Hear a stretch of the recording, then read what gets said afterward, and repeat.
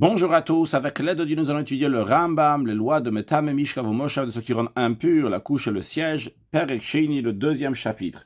Comme on a appris dans le chapitre précédent, qu'il y a 4 personnes. C'est le Zav, Zava, Nida et Yoledet. Donc le Zav, c'est un homme qui a eu un écoulement, donc qui ressemble à la matière séminale, mais qui n'est pas de la matière séminale. Il ressemble à un blanc d'œuf qui est pourri. Puis la Nida et Zava, c'est lorsque la femme a un écoulement. Juste la différence, elle est que quand la première fois qu'elle a du sang, les 7 jours qui suivent, le sang qu'elle a, c'est en tant que Nida, et les 11 jours qui suivent, si elle va avoir du sang, ça sera en tant que Ziva, et comme ça toute sa vie, donc elle compte 7, 11, 7, 11, quand elle a du sang dans les 7 jours, elle est Nida, quand elle a du sang dans les 11 jours, elle est Zava, et la Yoledet, la femme accouchée.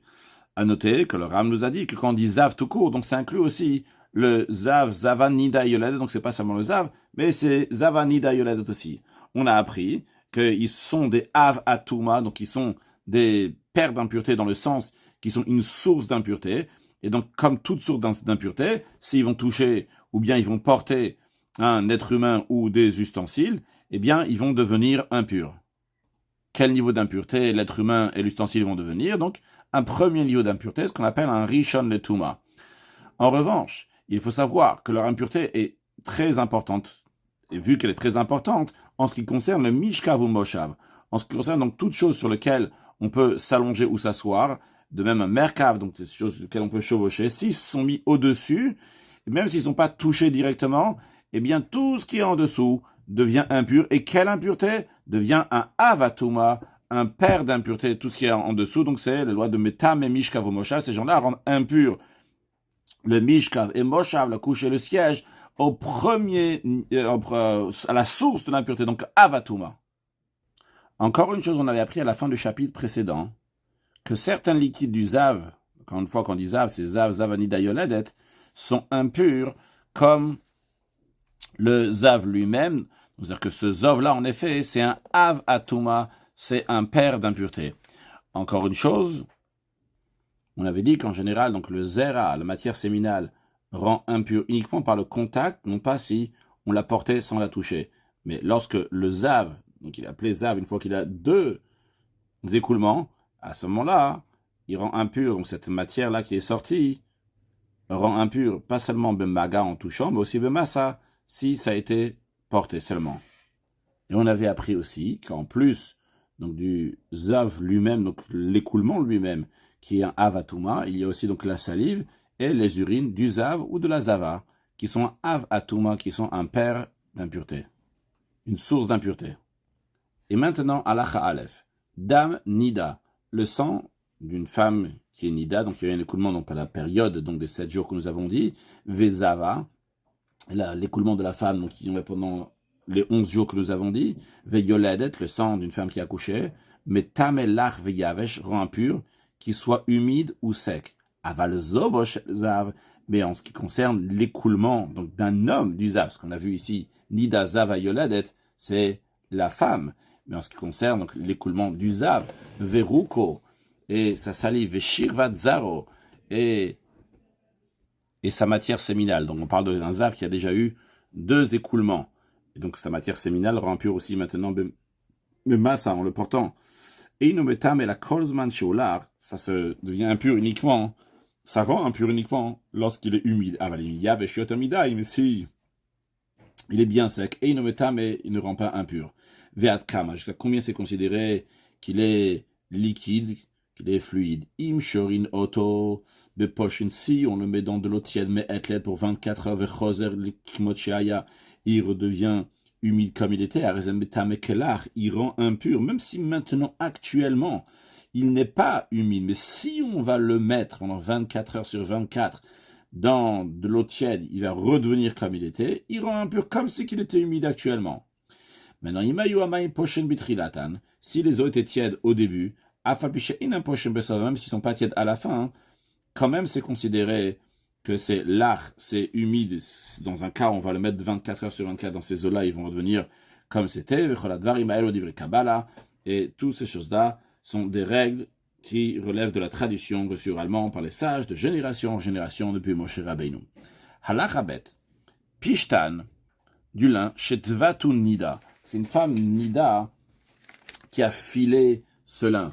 Et comme on peut voir ici, donc elle file le lin, elle met dans la bouche le lin, donc pour faciliter de faire le fil en plus. Donc c'est humide, donc c'est de la salive, donc c'est chaud en plus, donc c'est bien.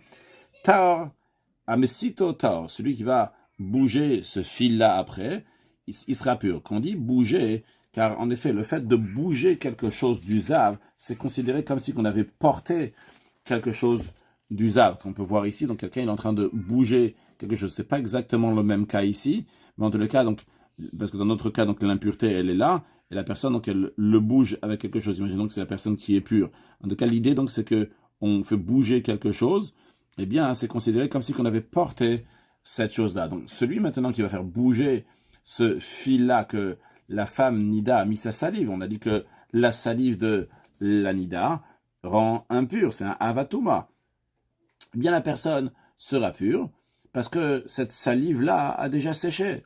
Mais en effet, veima yalar, si cette salive était encore humide, donc sur le lin, un resemeta, mais c'est impur, ça rend impur celui qui l'a touché, mipnerok pia, à cause de la salive de la femme Nida. Halacha gimel, zav shinir piv alakos, si un zav a posé sa bouche sur le bord d'un verre, venimlach shelo lishtoto, et il a changé d'avis, il a décidé de ne pas le boire, donc il n'a pas bu du verre. Hamesit et la kostor, celui qui déplace le verre, qui reste, celui qui le bouge, eh bien, il est pur. On ne dit pas que peut-être il reste encore, il y a de la salive du zav qui s'est mis sur le verre, parce qu'il n'a pas bu. Mais en revanche, shishata memen ou azav kol, chez aussi le zav, il a bu même un tout petit peu de liquide du verre. Amesit otame, celui qui va faire bouger, déplacer ce verre, il va devenir impur. Pourquoi? Mashke et puis azav, en raison de la salive liquide qui a été émise de la bouche du zav, et elle, en effet, elle reste sur le bord du verre. Halakha dalet. Et vu que ce principe que nous venons de voir à la fin de Halakha Gimel, c'est question est-ce qu'il reste de la salive du zav sur le verre ou pas. Alors zav shenachachetapa, dans un cas que zav il a mordu donc du pain, c'est-à-dire il a mordu, il a mis ça, il a mangé du pain, vetabatzal ou bien de l'oignon, hamesitan, celui qui après il va bouger ce pain ou cet oignon, taor il est pur, parce qu'il n'y a pas de liquide ici. En revanche, si nachachetaki vetamelafefon, si le zav il a mordu dans une sorte de melon ou bien dans le concombre, hamesitan tam, celui qui fait bouger est impur. Pourquoi? Parce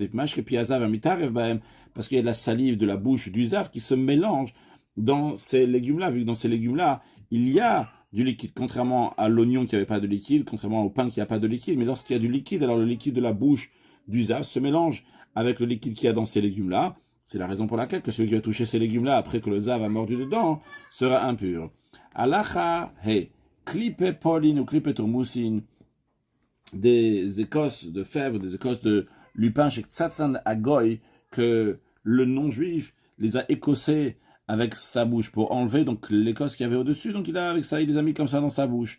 Hamesitantam, et celui qui va les bouger après, il va les déplacer, il va être impur. Pourquoi? Chez Kol Agoyim Kezam Yuchal Divrem, car les non-juifs sont considérés comme un zav pour tous les détails. C'est-à-dire que toutes les lois du zav s'appliquent sur les non-juifs, comme chez Ilber, on va apprendre dans Halachayud à la fin de ce chapitre. Haklipin shebashvakin. Si quelqu'un donc il retrouve des clipotes, donc des cosses dans les marchés, dans les rues, c'est-à-dire dans un endroit qui ne sait pas si c'est un goy, peut-être qu'il les a écossais ou c'est un juif. C'est parce que si c'est un goy, c'est problématique pour le juif, il devient impur s'il les a touchés. Eh bien, on va aller d'après la majorité. Si la majorité des gens qui sont dans les rues, c'est des goyim, celui qui le bouge, il est impur. Si la majorité, c'est des juifs, celui qui les bouge est pur. Allah chavav. Dam tame shenitarev bemaim. Du sang impur, donc du sang d'une femme nida, zava ou yoladet, donc qui s'est mélangé avec de l'eau. Imbatlu marav, si l'aspect du sang n'est plus là maintenant, on ne le voit plus, ça a disparu. Alors, à koltar, tout ce mélange-là, d'eau et de sang, est pur. Tarev bedamtar. Maintenant, si c'est mélangé dans du sang qui est pur, le sang, il est pur en lui-même. C'est vrai qu'il y a aussi du sang qui est impur. Au béyaï, ou bien avec du vin, le problème, il est qu'on ne peut pas maintenant voir si il y a du sang impur ou pas, parce qu'il s'est mélangé avec de l'autre sang. Quand ça mélange avec de l'eau, je peux voir si l'aspect de sang a disparu. Mais quand il s'est mélangé avec du sang, c'est vrai que le sang, il est pur, mais je ne peux pas voir si le sang impur a disparu. Eh bien, ce qu'on va faire, c'est on va le considérer comme si c'était de l'eau. C'est-à-dire, imaginons qu'on va mettre 90% d'eau, je donne une tout à fait théorie, je ne sais pas combien c'est, 90% d'eau et 10% de sang, on ne va pas voir que c'est du sang. Eh bien, s'il y a 90% de sang pur qui s'est mélangé avec 10% de sang qui est impur, eh bien, on va dire de la même manière que si ce serait 90% d'eau, on n'aurait pas vu ici du sang impur. Quand c'est 90% de sang pur, eh bien, on considère plus, c'est 10% de sang impur. Vechen, dans le même esprit, rok tamé, de la salive, un crachat, donc qui est impur, donc encore une fois d'un zav, zava, de nida yeladet, shenitarev maim, qui s'est mélangé avec de l'eau. Imaya kasho kibriyato, si cette salive, cette crachat, donc avait la consistance visqueuse naturelle, comme elle est de base, arezeta, mais c'est toujours impur parce qu'on peut la retrouver dans l'eau, ça n'a pas disparu dans l'eau. Par contre, si c'est dilué dans l'eau, dans ces cas-là, un bateau marav, si c'est plus visible, on ne peut plus voir. Donc un crachat ici de la salive, à koltor, tout est pur. Mais non, si l'itarev, berokach, si c'est mélangé, cette salive interdite, c'est impur, elle s'est mélangée avec de la salive qui est pure. On regarde toute cette salive-là comme si c'était de l'eau. Toute la salive pure, on la considère comme c'est de l'eau, comme on l'a expliqué il y a un instant, pour le sang qui est pur. De même, les urines impures de ceux du Zav et son équipe, qui sont mélangés avec de l'eau. Imbatlou maren, s'ils ne sont plus visibles, on ne voit plus maintenant que c'est des urines, on voit de l'eau ici, à Koltor, tout est pur, Vimla, si ce n'est pas le cas, mais c'est impur. Si les urines du Zav et compagnie se sont mélangées dans du vin ou dans des urines qui sont pures, et qu'on ne sait pas maintenant est-ce que c'est encore visible ou pas, parce qu'on ne peut pas voir dans le vin, on ne peut pas voir dans d'autres urines, est-ce que ces urines-là qui sont impures sont plus visibles? Eh bien, on va considérer donc ce vin et ces urines pures comme si c'était de l'eau, et on va dire, si c'était de l'eau, est-ce qu'on verrait encore les urines impures ou pas? Si on verrait encore les urines impures, eh bien, c'est impur. Si on ne verrait pas les urines impures, si c'était dans de l'eau, eh bien, ça serait pur. Si ces urines pures sont mélangées avec des urines de non-juifs. Et comme nous l'avons dit dans Halachahe, on va plus le discuter dans l'Achayud, que les sages ont décrété que tout ce qui est avec les goïms, tout ce qui vient des goïms, donc c'est considéré comme les goïms sont considérés comme un zav, donc leur écoulement, etc. aussi, c'est considéré comme du ziva, comme un écoulement, donc quoi qu'il arrive, donc ils rendent impur. Mais vu que c'est seulement par décret des sages, eh bien les sages, ils ont dit ici, on ne va pas regarder comme on regarde donc, dans les urines des juifs ou bien dans les urines donc ces nidala, le cas qu'on a dit avant. Mais ici, qu'on va faire, c'est Olchim Achararov. On ne va pas regarder dans l'exemple que j'ai dit tout à l'heure, pas 90-10. On ne va pas regarder comme ça. On va regarder ici 50-50. On va regarder la majorité. Si la majorité, c'est pur, donc ça sera pur. Si la majorité, c'est des impurs, des non-juifs, donc ça sera impur. Keitzad, comment ça? Uka, le Ram nous donne un exemple. Si nous avons une fosse, un grand trou, au kligadol, bien grand ustensile, Shayu Israël, Goyim, Betilim, Shameraglem, que aussi bien donc les juifs et les non-juifs uriner là-bas. Alors, Imrov Goyim, si la majorité de ces urines-là, c'est des non-juifs, Akoltame, c'est impur. Veimrov, Israël, si la majorité c'est des juifs, Akoltor, tout est pur. Mertza la mertza, moitié-moitié, Akoltame, tout est impur.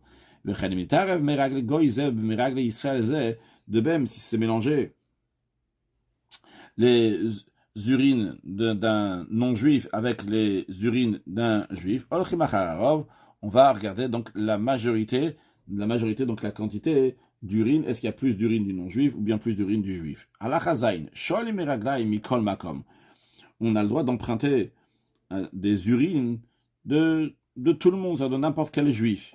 À l'époque, donc, ils utilisaient donc les urines pour le nettoyage des vêtements, pour enlever des taches qu'il y a sur les vêtements.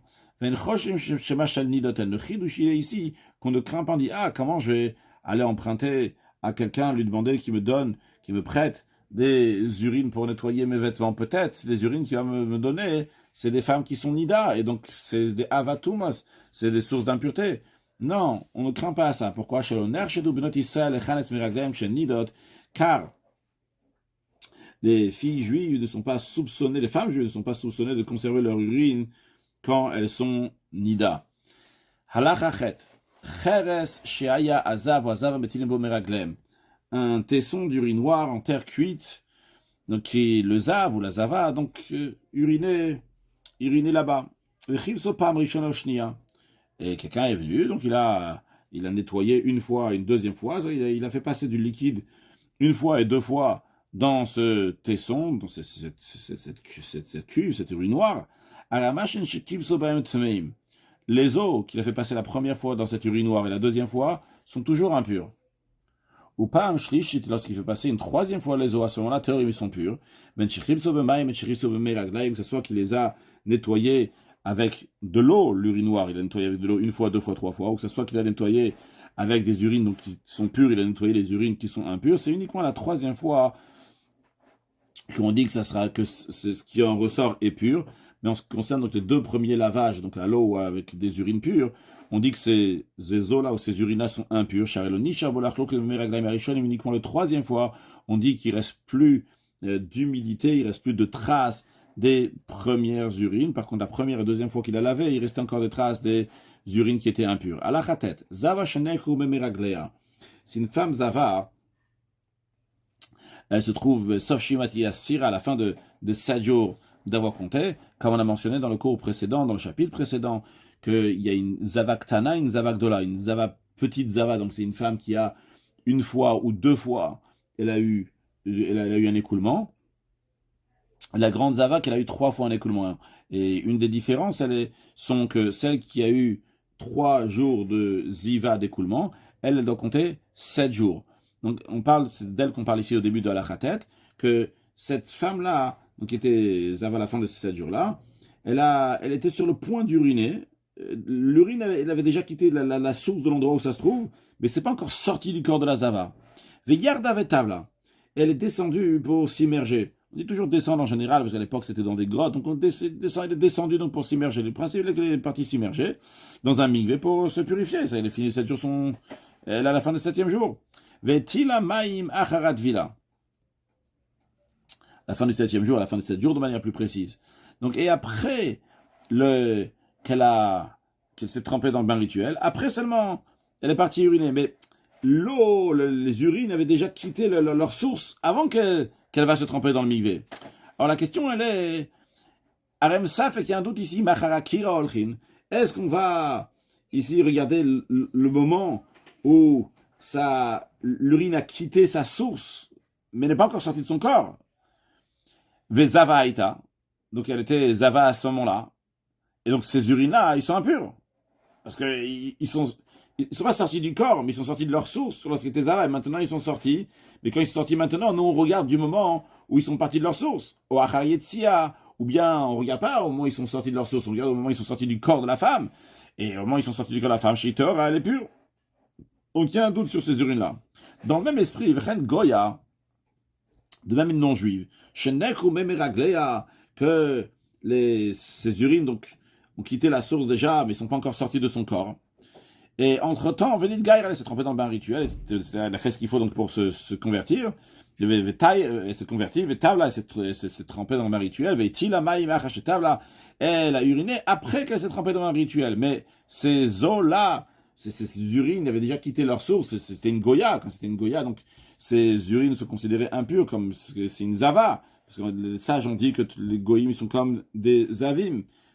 Donc c'est un doute, il y a un doute, donc qu'est-ce qu'on va, à partir du moment donc, où ça s'est déplacé, les urines sont déplacées de la source, et donc dans ces cas-là, ces urines-là qui ont coulé de cette femme-là, une fois qu'elle s'est convertie, c'est considéré comme des urines d'un non-juif qui sont impures. Ou bien, on considère le moment où c'est sorti de son corps, donc dans ces cas-là, c'est comme les urines d'un juif qui sont pures. Les serviteurs, les servantes, donc, deviennent impurs avec l'impureté d'un écoulement d'une femme ou avec l'impureté d'une naissance, comme les juifs, Avala goïm. Mais quand on parle des serviteurs ici, on parle de ces esclaves, on parle de nos servantes cananéennes, donc qui sont, si on peut s'exprimer d'une telle manière, moitié juifs, moitié non-juifs, c'est-à-dire qu'ils sont sortis du cran qu'ils étaient non-juifs, mais ils ne sont pas encore devenus juifs. Ils sont serviteurs, servantes. Avala goïm, en ce qui concerne donc les non-juifs, en mitamin, ils ne contractent pas l'impureté, l'oziva, ni l'impureté donc d'écoulement de ziva, l'obénidot, ni l'impureté de nida, l'obéleida din Torah, D'après la Torah, il n'y a pas toutes ces impuretés-là. Parce que la Torah dit Dabru bnei Israël va matalem alem ish ki ezav. Parlez au bnei Israël, dites-leur, un homme donc qui sera zav. L'expression donc qui a dit el bnei Israël, on apprend que bnei Israël met un beziva, que les Juifs, eux, ils contractent l'impureté de ziva d'écoulement, lo agoïm, et non pas les non-juifs. Donc ça, c'est d'ordre biblique, d'après la Torah. Vachachamim. Par contre, les sages, d'ordre rabbinique, gazrou al kol agoïm, ils ont décrété sur tous les non-juifs, chez Yutmim, Kezayim, Chol Divrem, qui vont être considérés non-juifs, ils vont être impurs, donc comme des zav pour tous les détails. Srarim, que ce soit les garçons non-juifs, que ce soit les kevot, que ce soit les filles non-juives. Vehush, yazach, abentesh, shanev yomer avamala. Ça qu'ils ont décrété sur les non-juifs, cette impureté-là, c'est uniquement à partir pour un garçon goy, donc à partir de 9 ans, pour une fille non-juive à partir de 3 ans. Mais ceux qui sont plus petits que ça pour un garçon moins de 9 ans, pour une fille moins de 3 ans. Le gazoalem tuma, les sages n'ont pas décrété d'impureté. Pourquoi? Chez Ikarakzera, parce que l'essentiel du décret, pourquoi les sages ont décrété cette impureté-là sur les non-juifs, c'est que des Shiloitino qui Israël, Ragilet Selagoy, Mishkav Zuchur, pour pas qu'un enfant juif va fréquenter le non-juif, il va se trouver là-bas, il va avoir des relations homosexuelles avec le goy. Ou pas, et quand ils sont en dessous de cet âge-là, le fait qu'ils vont avoir une relation, donc n'est pas considéré une relation. Donc une fille en dessous de 3 ans, c'est pas considéré une relation, et un garçon en dessous de 9 ans, c'est pas considéré une relation. Donc ils ont décrété uniquement pour les goïms, donc qui ont 9 ans et plus, et pour les goyotes qui ont 3 ans et plus. Mais lorsqu'ils ont décrété donc l'impureté sur les non-juifs qui vont être comme l'impureté du zav, le gaz ou shirvat zera shalam, ils n'ont pas décrété sur leur matière séminale. La shirvat zera shel goy, en ce qui concerne la matière séminale d'un non-juif, elle est pure. Ils ont gardé l'ordre biblique, ils n'ont pas fait de décret. Pourquoi? Pourquoi les sages n'ont pas dit que le goy soit à 100% comme le zav? Pourquoi ils ont fait cette distinction-là en ce qui concerne la matière séminale? La raison, elle est que des l'odia, pour informer, pour que les gens vont savoir, les juifs vont savoir chez Tummatan, que l'impureté des non-juifs qui sont considérés comme des zav, donc qui ont un écoulement, c'est midivre et sauf, c'est uniquement par ordre rabbinique. Pourquoi les gens vont savoir par le fait que les sages vont dire que la matière séminale du non-juif ne rend pas impur? La raison, elle est, Sharia Kol Yodim, car tout le monde sait, chez Iloyou Zavim Din Torah, que s'ils avaient été zav d'ordre de Torah biblique, Aïta Shirvat Zaran Avtuma, évidemment que leur matière séminale serait considérée une source principale d'impureté, que Shirvat Zera Zav, comme la matière séminale d'un zav. Et le fait qu'ils réalisent, ils disent, tiens, comment ça se fait que la matière séminale du non-juif, elle est pure? Et ils vont se questionner, ils vont dire, ah, c'est parce que c'est d'ordre rabbinique et non pas d'ordre biblique. Et pourquoi il y a besoin de savoir, pourquoi il y a besoin de savoir que c'est d'ordre rabbinique? Pourquoi c'est tellement important? La raison, elle est que c'est important de savoir que c'est d'ordre rabbinique et pas d'ordre biblique, parce qu'on met une fois que les gens vont, les juifs, donc vont savoir que l'impureté des non-juifs est considérée comme zav, c'est uniquement d'ordre rabbinique. Le yavo, l'isofalem, tout avec kochim, ils vont pas brûler si un non-juif va toucher de la terouma, de la dîme qui est donnée au Kohen, ou bien des kochim, de la viande sacrificielle, qui est devenue impure, il faut la brûler. Mais ici, vu que d'après la Torah, cette tourma et ce kodesh n'est pas devenu impur, reste pur, alors ils vont comprendre qu'il ne faut pas brûler, parce qu'on brûle uniquement ce qu'on est sûr et certain que c'est devenu impur. Ici, que vu que la terouma et le kodesh n'est pas devenu impur d'ordre biblique, c'est d'ordre rabbinique, il ne faut pas le brûler. Conclusion, Nimtzet Alamet, ce que tu en déduis de cela, ce que tu apprends, chez Zoroshel Goy, que l'écoulement d'un non-juif, Vedam Nida, du sang d'une femme Nida, qui est non-juif, Odam Ziva, il y a le sang de Ziva d'une femme non-juive, Veleida, et du sang d'un accouchement chez le Goya, d'une Goya, donc quand Ramam dit Goya, ça se réfère aussi bien au Nida, Ziva et Leda, donc de Goya. Vehagoy, Vehagoya Atzman. Et le non-juif et la non-juive elle-même, Afalpicheniki, Midam Vezov, même si ils n'ont pas aucun écoulement. Veroka Goyim. De même, en ce qui concerne donc la salive des non-juifs, ou même Eraglem, leurs urines, ou Mishkavan, tous les ustensiles donc, qui sont faits pour s'asseoir ou s'allonger dessus, si le goy s'est assis ou s'allonger dessus, ou Merkavan, toutes les choses sur lesquelles on peut chevaucher, que le goy a chevauché dessus, au-dessus, ou Boel Goya, ou bien un juif, que Chas de Shalom, il a fait cette avéra, cette transgression-là, d'avoir un rapport avec une femme non-juive. Kol echad me'elu. Tout cela, avtuma. Ils sont une source d'impureté, mais midivre sofrim, d'ordre rabbinique. Parce qu'en effet, le goy, donc, il n'a pas ce av atuma, il n'est pas une source principale d'impureté. C'est les sages qui l'ont considéré comme si qu'il était un zav, et donc il a cette source d'impureté, mais Encore une fois, d'ordre rabbinique. Les fichar, c'est la raison pour laquelle, que vu que son impureté est uniquement d'ordre rabbinique, celui qui est devenu impur de ce que nous avons cité ici, donc par exemple de l'écoulement du goy, du sang de la nida, de la ziva, etc., et il est rentré dans le temple où il a mangé de la viande sacrificielle, il ne sera pas passible de retranchement s'il a fait ça intentionnellement, ou bien passible ou bien redevable à un sacrifice expiatoire s'il a fait ça par inadvertance. On ne brûle pas la terouma s'ils ont touché la terouma, la dîme, qui doit être mangée par le Kohen, bien qu'ils soient considérés impurs. Vechulan et tous ceux qui ont été cités avant que les sages ont rendu impurs, mais tamim adam vekelim maga, ils rendent impurs s'ils ont touché des êtres humains ou des ustensiles, ou metamim adam masa, et ils rendent impur un être humain s'il a porté, comme le zav, qui rend impur des êtres humains, des ustensiles s'il a touché, et un être humain s'il a porté. Elle a ça manque quoi? Chatoum a dit vrai que cette impureté-là, elle est d'ordre rabbinique, comme on l'a expliqué. Et le rabbin conclut qu'il y a une différence entre le sang d'une non-juive avec le sang d'une juive, que Vedama Nochit, que le sang de la non-juive, Keruka, est comme sa salive, ou même Eragléa comme ses urines, que Metamelar Venometaveyavesh, qui rend impur uniquement lorsqu'il est humide et non pas comme il est sec, contrairement à ce qu'on a appris en ce qui concerne donc le sang d'une juive, qui rend impur qu'il soit humide ou bien qu'il soit sec. Pour récapituler ce que nous avons appris dans Halacha Yud, on peut voir ici donc un petit tableau, qu'on voit ici donc en ce qui concerne le goy, donc son zov, son écoulement est considéré donc un av atuma, donc une source d'impureté donc d'ordre rabbinique. Par contre, sur le zer, on a dit, sur leur matière séminale, les sages n'ont pas décrété, on a dit pour faire la différence. En ce qui concerne donc une goya, donc elle aussi, comme le goy, il est considéré donc un zéro ici, donc c'est un av atuma. Le sang qui sort, donc on a dit uniquement lorsqu'il est humide, à ce moment-là, donc il est considéré donc un avatuma. On a dit que si un juif il a un rapport avec elle, donc lui aussi, donc il devient un avatuma comme elle. On a vu donc en ce qui concerne donc le goy ou la goya, donc les deux, ils sont metam et mishkavomosh, environ impurs, donc tout ce qui est, donc on peut s'allonger dessus ou bien qu'on peut s'asseoir dessus, de même pour le merkav si on peut chevaucher dessus. En ce qui concerne donc leur salive et leurs urines, qui sont avatuma, qui sont une source d'impureté, d'ordre rabbinique uniquement. Conclure avec un mot de chassidut, une des différences entre Nida et Zava sur le plan spirituel, que Nida, c'est un sang qui coule naturellement. Contrairement à la Zava, c'est quand il y a du sang qui coule pas au moment qu'il faut. Sur le plan spirituel, c'est-à-dire qu'il y a ici, il y a du sang qui est naturellement chez le juif, qui est Serlevad Raminurav.